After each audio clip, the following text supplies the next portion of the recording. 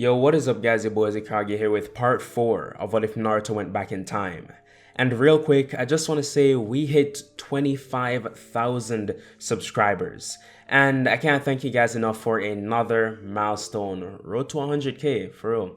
We're getting there slowly but surely. And I want everyone watching to comment 25k. I want this video to get at least 1,000 comments. And if it doesn't, I'm quitting YouTube. I'm serious. Don't test me. All jokes aside, thank you guys so much for 25,000, and you know the rest, check the description, all that jazz. And I just hope you guys will go on to enjoy the What If.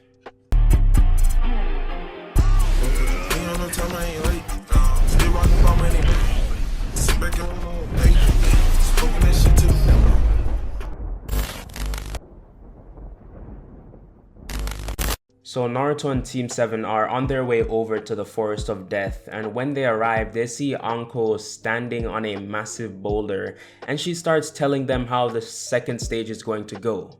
So she says, "Listen up, maggots. For the second stage of the Chunin exams, you guys will have to enter the Forest of Death. This forest is home to some of the strongest, deadliest, and biggest beasts in all of the Land of Fire. They can grow up to 20 times their normal size.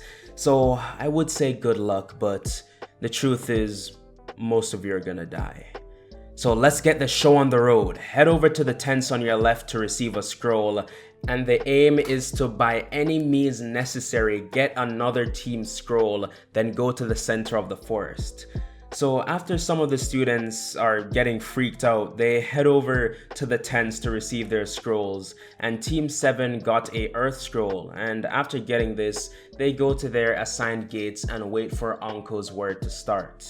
So, at the sound of an alarm, all the teams rush into the forest, and Naruto says to his team, "Let's head right." And Naruto is doing this to try and get off the path that they used in, well, what would be the canon story, like his canon story, just his past, like the timeline he's coming back from. So they head left and they start jumping from branch to branch, trying to find a team. And then the whole group stopped when they heard voices from below. And Naruto looked down and his eyes widened and he said without anyone hearing, "I didn't think we'd run into them this early. Team Dosu." So Naruto says to Sasuke and Sakura, "We need to take them down quickly. I just have a feeling they're pretty strong. Sakura, you're up." And in her head, Sakura was hyped that she could finally be helpful to her team. So she sat down and crossed her legs and performed a series of hand signs, then said, "Melting Psyche." And from Dosu's perspective, he said, "Zaku, Kin, let's get a move on already." And Zaku said, "Hold up, these berries are delicious, you want some?" And Dosu folded his arms and said, "No." He turned away and the trees around him started melting away and everything became this blur. And Dosu shouted out for his teammates, but they were experiencing the same thing as he was. He was just stuck in this blurry void, like he couldn't make out anything. And Sakura said to Naruto, "It's working." And Naruto smiled and said, "Good." So he turned to Sasuke and said, "Let's search them for their scrolls." So he nodded and the two jumped down and Sasuke reached for Dosu's kunai pouch, but then the device on his arm started vibrating, sending out powerful sound waves, and this caused Sasuke and Naruto to stumble back, and it broke all three of the members of Team Dosu out of their genjutsu. And Sasuke and Naruto's ears started bleeding, and Team Dosu jumped back to take some time to get aware of their situation. And Zaku said, "So, you guys really thought you could beat us that easily? Well, think again." And Zaku pointed his palms towards them and said, "I'll finish this in one move." And he shouted out, launching a huge air pressure attack. And Sasuke was ready to run to dodge, but Naruto grabbed him and said, "Stay close." And Naruto, he was thinking in his mind, "I haven't mastered it, but it's now or never." And Naruto, still holding on to Sasuke, lightning release started surrounding his entire body. And keep in mind, this is all happening in like a split second. So the little time he had, Naruto jumped back with Sasuke and landed on the tree behind them. Meanwhile, the attack that Zaku launched, it broke down a bunch of trees below them. So the lightning around Naruto started disappearing. Then he dropped to one knee and Naruto started breathing heavily and said, I don't know how the Raikage can use this so well. And Naruto got up, but then he heard Sakura screaming and he looked up and saw the female sound ninja grabbing Sakura by the hair. And Naruto said, Sasuke, go deal with her. I'll take care of these two. And Sasuke nodded and his Sharingan activated and he jumped up to Kin, and Sasuke, he threw kunais at her, but Kin moved Sakura in the way to use as a sort of meat shield. And Sasuke, though, he had wires attached to the kunais and he yanked them back before they hit her. Sasuke, I'll never become a burden to you. Not now and not ever. And she takes out a kunai and Sasuke is thinking like she's about to stab Kin or something because she's pretty wide open. But Sakura cuts her hair off and jumps away, giving Sasuke a wide open shot. And Sasuke, he's just dumbfounded, like, really? You didn't have to do all of that. But Sasuke, he's gonna take this opportunity. So he started doing hand signs and said, fire style, great fireball jutsu. And Kin watched as this massive ball of fire, similar to the sun, came flying towards her, and she couldn't do anything but watch. So while this is happening, Naruto, he jumped down to the other two and he said, I'll give you a chance to surrender your scrolls now. And Zaku said, as if. And he ran towards Naruto, and Naruto, though, he was a lot faster. He speed blitzed Zaku, kicking him in the chest towards Dosu. And Dosu has just been observing Naruto's abilities, and he said, this kid is gonna be a problem. Zaku, get up. And he stumbles up, and Dosu said, I'll try to... But before he could say anything, Naruto started doing a bunch of hand signs, and both of them went on guard to prepare for anything Naruto would throw at them. And he said, water style, water shockwave jutsu. And a massive pillar of water started to form, and it started moving at high speeds towards Zaku and Dosu. And the two were about to jump away, but Naruto was one step ahead, and he did another series of hand signs and said, Earth style, Earth dome, and created this massive dome around the three of them. And the water came in at tremendous force, knocking the two of them against the Earth dome, causing serious damage, but they were still standing. And Zaku said, Dosu, how many elements does this kid have? And Dosu, he didn't respond, but he said to himself, this kid can use water style without a source, and he has 3 elements? We chose the wrong battle. But then Naruto, he wasn't finished. With the water now covering the floor, he was ready to finish this, and he said discharge and slammed his hand onto the water surface, and he pumped lightning release into the water, and this provided them almost 0 time to react because of how fast it was. And once the lightning reached the two, they were fried and passed out. So Naruto went over to them and started rummaging through their pockets and found a heaven scroll. And Naruto let out a sigh of relief. At least all of this wasn't a waste of time. So Naruto broke through the earth wall, and then Sasuke and Sakura showed up, and Naruto looked at Sakura and said, I like the new hairdo. And she tried punching Naruto, but Naruto dodged and she fell over, and Naruto started laughing, but he quickly got serious and he showed his team the scroll he got from that team and said they got what they needed, so they need to head towards the center. But Naruto, before they head off, he said, wait, do you guys hear that? And the two responded, hear what? It's sponsor time. Yes, your boy has a sponsor. It's not NordVPN, it's not Raid Shadow Legends, it's Fandom. Okay, hear me out. Fandom is a website that sells fire anime apparel, so start mowing lawns or steal your mom's credit card, because this is how you pull the ladies. How can they resist this drip? So make sure to use code IzuKage at checkout to save 5%. Now let's get back into the what if. So Naruto and his team are on the move, but then Naruto stopped on a branch and they do as well. And Naruto said, I can sense someone powerful up ahead. And Sasuke said, bro, don't worry, we can take them. Like, we're Team 7. And Naruto, he's just like, bro, trust me, you don't want to. So Naruto, he did hand signs for shadow clones and 3 appeared. And 2 of them did a transformation jutsu. One turned into Sasuke and the other into Sakura. And Naruto said he'll have these clones go up ahead while they take the long way around. So Naruto, he does this, he doesn't know there's anyone powerful up ahead, he's just making sure that these clones can be a sort of decoy for them if Orochimaru were to ever show up. So the clones stay on the path that they were gonna go on while Team 7 starts going into a different direction. So about an hour later, and Team 7, they're basically right outside the center of the Forest of Death. And Naruto, he starts seeing the experiences that the shadow clones went through. Just like he imagined, they encountered Orochimaru. And Orochimaru, he tried biting Sasuke's neck, but when he did, the clone just poofed. And that's when he realized the entire team was just filled with shadow clones. And he was pretty mad that he got duped. So after dispelling all of the clones, well, he doesn't know anything after that because the clones got dispelled. But Orochimaru, he would just head back to hiding for now until he can come out in the 3rd stage.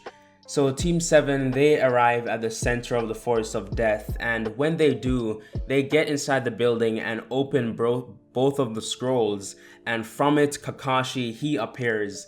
And he's impressed by Team 7's time that they reached there. They're actually the first team there.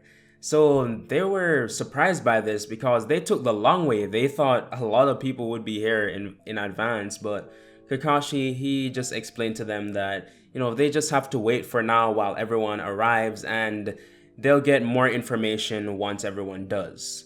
So Team 7, they decide to just chill in this little building. There are actually some bedrooms there, but in the bedrooms are just the floor. It's not really called a bedroom, it's just a room. So there's no furniture or anything in there, but Team 7, they decide to lay down for a bit, and after about a few hours, more teams start to arrive. Soon after them was Gaara, and then some of the other Leaf, Genin, and then the next day is when everyone was finally there. So as soon as this information got to Hiruzen, he came down and instructed everyone to enter this different area in the building. And once he got there, he explained to them that a lot of them managed to pass, which, you know, wasn't supposed to happen. So they'll be having some preliminary exams. In the crowd of everyone there, Naruto notices Team Dosu managed to make it, as well as Gaara. So Hiruzen, he announces the matchups, and first would be Naruto versus Kiba. And hearing this, Kiba, he was happy. He was happier than ever. Finally, he can prove he's stronger than Naruto, and maybe, just maybe, Hinata will finally fall for him. So this is definitely not a day later. Let's just get back into it. So the proctor, he starts the match, and Kiba said, "Let's go, Akamaru." And he throws a food pill at him, and Akamaru's fur starts turning red, and he said, "Man beast clone." And Akamaru turned into an exact clone of Kiba, and they both ran at Naruto, who jumped up to dodge it. But now that Naruto is in the air, Kiba said, "Fang over fang."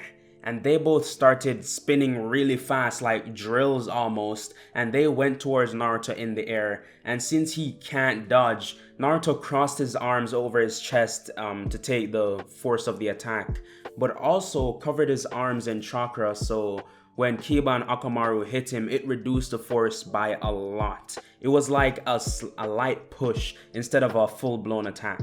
So Naruto landed, and he was still just chilling, and Kiba got mad and said, "You damn Naruto, I'll take you down." And he threw smoke bombs at Naruto, and he and Akamaru did a fang over fang again, hoping to use the smoke to mask their movements. But from the stands, like, people could hear someone say, "Wind style, great breakthrough." and Naruto shot out wind, clearing the smoke and the entire area. And Naruto then sent lightning release all over his body and flew towards Kiba and Akamaru and punched both of them in their stomachs, sending them flying into the wall behind them, almost breaking through it. So the cloak around Naruto disappeared, and Hiruzen was watching, and he's just thinking, that's the Raikage's technique, isn't it? And Kakashi, like, he was more surprised, like, what else is Naruto hiding? Like what more can this kid do? So the proctor declared Naruto the winner, and some medical ninja carried Kiba away. So Naruto returns to the stands, and the next match goes pretty similar to canon, except Sasuke has an easier time since he can use ninjutsu, which makes this work a lot easier. He makes easy work of his opponents. So after everyone is over and done with, Hiruzen announces the matchups for the finals, like the third stage of the exams.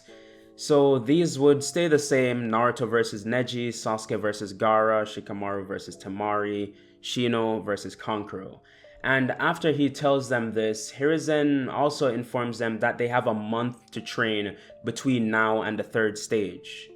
So with that, everyone, they go home or to wherever they're staying. Like the Sand Ninja, they're just renting an apartment or something. I don't know. So after getting home, Naruto, he takes a shower, and the entire time he's thinking about his meeting with Jiraiya, like how's that gonna go? Because he was at his lowest point when he died, and now to see him again, it's just unreal to him. He doesn't know if he'll be able to keep it together. So after finishing up, Naruto, he goes to his living room and writes up a training routine he would want to follow during this whole month training period that he has. And the main thing he's trying to get better at is the lightning cloak, because Naruto can only stay in it for like 2 seconds. And I should also mention, you guys might be like, the lightning cloak, that's so random. But considering some of the last memories that Naruto did have before being sent back was with the Raikage and Minato, and I just feel like it would make some funny situations in the future. So yeah, so the next day rolls around, and Naruto knows this is the day that he will meet Jiraiya. So he decides to go to the hot springs, and when he's walking up and getting closer and closer, his heart is beating really fast. And then once it's in sight, Naruto, he sees no one. Actually, he's confused and he's wondering if he mixed up the dates or something happened.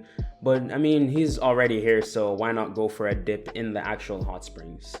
So he walks in with just a towel on, and the steam makes seeing around him really hard. But as he's about to step into this hot springs, Naruto sees out of the corner of his eye someone by the wall, and he whips his head around and squints, and he can make out someone. And Naruto is thinking, wait, isn't that the wall separating male from female?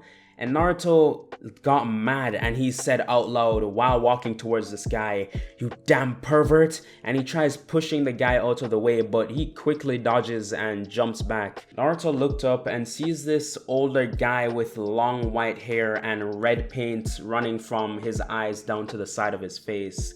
And Naruto froze. This old man started saying, "Kid, you need to watch where you're going. You're interrupting my research." And Jiraiya went back to peek, and after a few seconds he looked back to Naruto, and he was still just standing there, and he raised an eyebrow and said, "Kid, you alright?" But Naruto still didn't make any moves, and Jiraiya walked up to Naruto and tapped him on the shoulder. Then out of nowhere, Naruto jumped onto Jiraiya and started hugging him as tight as possible. And Jiraiya said, "Kid, you're killing me, stop."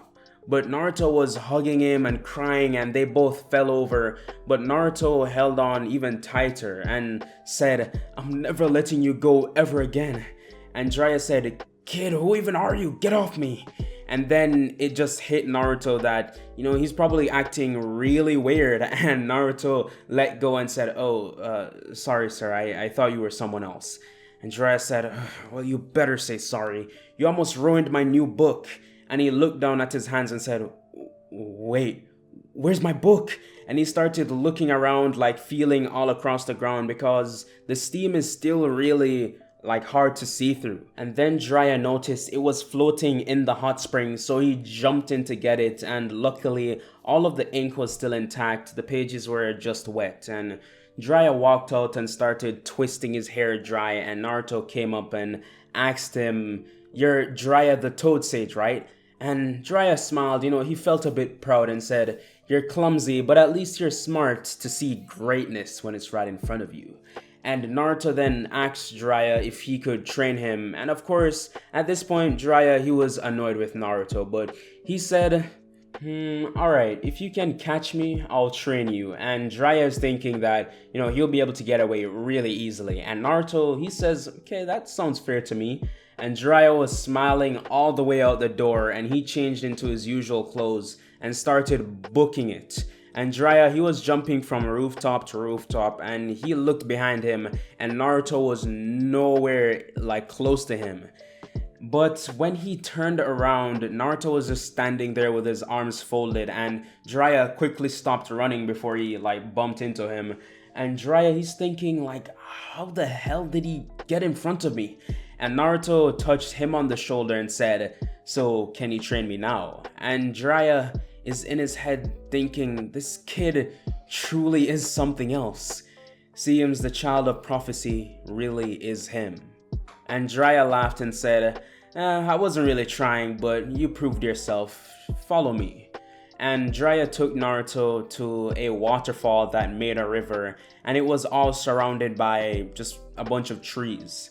Jiraiya then turned to Naruto and said, let's see how much of the basics you truly know. So they went through basic things like wall walking, water walking, and Jiraiya was like, okay, well, what about the elements? And Naruto showed Jiraiya that he was already able to use all 5 chakra natures. And at this point, Jiraiya was absolutely dumbfounded. But he made sure not to show how amazed he was. He was like, okay, that's alright, I guess. So they finished that day, and Jiraiya didn't really teach Naruto anything, just went through stuff that he already knew.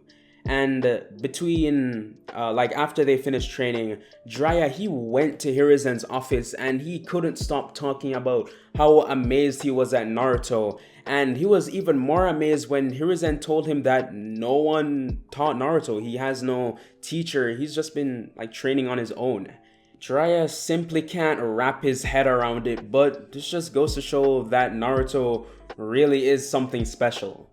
So on their next day of training, Jiraiya had Naruto sign a contract with the Toads, and after showing him the hand seals to do it, Jiraiya said, don't worry if your first summoning is really small, you will get it eventually. And Naruto just simply said okay, and after he bit his thumb, he did the hand signs and said, summoning jutsu, and a massive smoke cloud appeared, revealing Gamabunta, the chief toad himself, and Jiraiya's jaw dropped. Gamabunta took another hit of his cigar or whatever he's smoking, must be that toad weed only available in Mount Myoboku. So he blows out the smoke and he said, Jiraiya, why did you summon me? And Jiraiya scratched the back of his head and said, about that, I didn't summon you. It was that kid on top of your head. And Chief Toad looked up and sees this kid and he's like, be serious. And Gamabunta tries throwing Naruto off, but he's on there. He's stuck on. He's just chilling. And how he's doing this, he's using his chakra to stay attached like he would while climbing walls or water walking. So Gamabunta, this goes on for hours. He's trying to throw him off. He's doing the most to get Naruto off, and he didn't even slip once. And Jiraiya is surprised he even survived. So as the days go on, Naruto learns from Jiraiya things that he picked up from being a ninja for such a long time, going through wars, and also showed Naruto how to do a combination jutsu with the toads. And also refined his taijutsu. So on the day of the 3rd stage, Naruto, he wakes up, throws on some clothes, and has a nice big bowl of ramen. And he heads out to the stadium where it'll be taking place. And Naruto, he enters the arena for this third stage of the Chunin exams, and he's looking around at these massive walls and the seats lined with people. And Naruto remembers the fond memories he had of this day, but then he remembers that, you know, he's not supposed to be messing around. A lot of people died on this day, so he has to make sure to protect them all, especially Hiruzen. So the proctor has all the genin go up to the stadium just to watch, except Naruto and Neji. They stand there facing each other, and the proctor says, "Begin." But that is where I'm going to be leaving this one off. I know you guys love that cliffhanger. That one was actually good. I would say it's between part 1 and this one for the best cliffhanger, but yeah, definitely I like that one.